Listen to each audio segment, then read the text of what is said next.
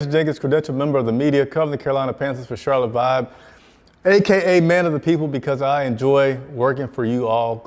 Thank you for joining me here this afternoon. As I promised earlier this week, there will be another video in which we'll go a little bit more in depth on that Frank Reich press conference that happened the other day. So here we are going to go talk about some things that were heard yesterday, play some clips from that as well.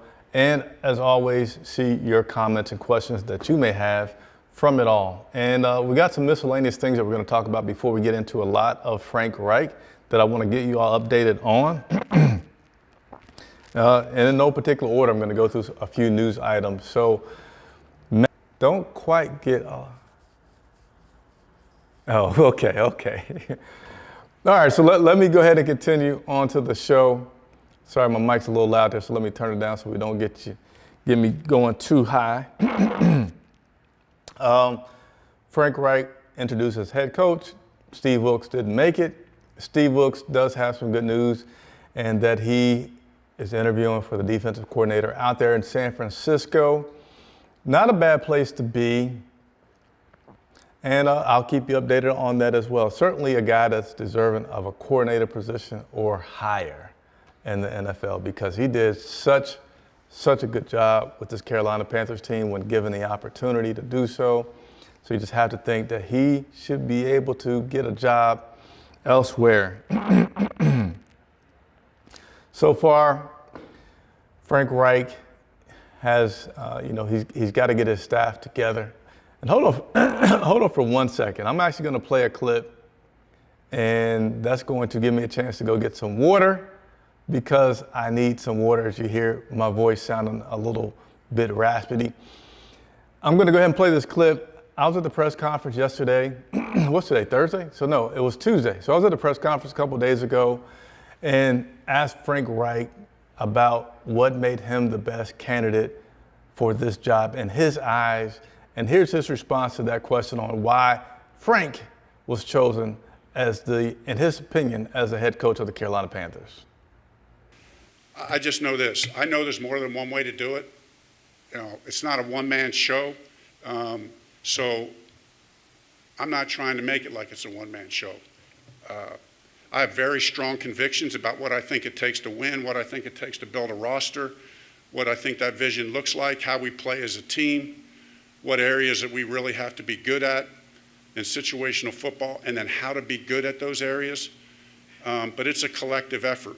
It's a collective effort. So I hope what came out there is that this is going to be about the team of coaches, the team of players that we build, working as an organization, that excellence is the standard, that consistency of excellence is what we've got to have.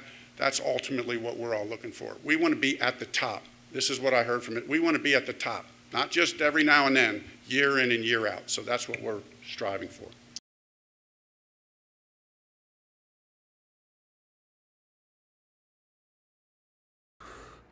So there you see Frank responding to my question about why him.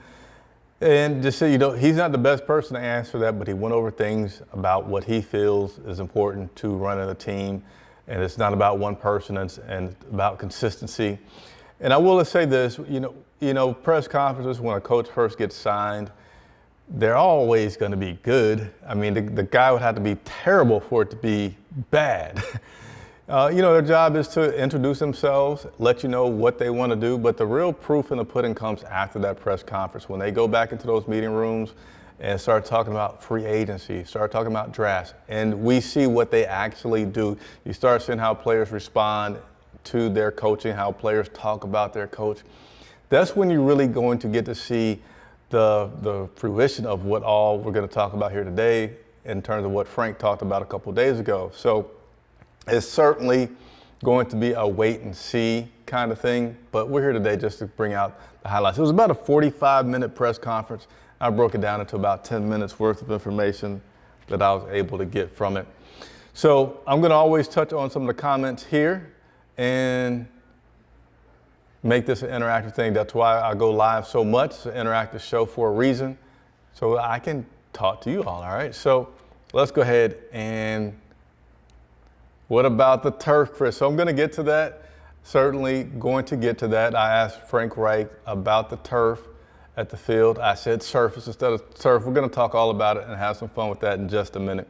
By the way, if you hadn't hit the like button, please hit the like button. If you haven't subscribed, hit the subscribe button. Help me get to 6,000 subscribers.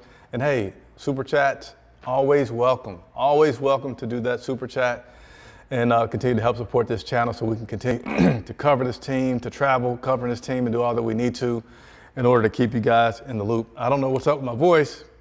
I mean, if he did do an incredible job, I still feel like it was, man, he had to be extremely close to meeting that incredible mark. But I feel like Tepper would have said that because he knew that Wilks was the best guy that he could get right now to finish coaching this team for the rest of the season.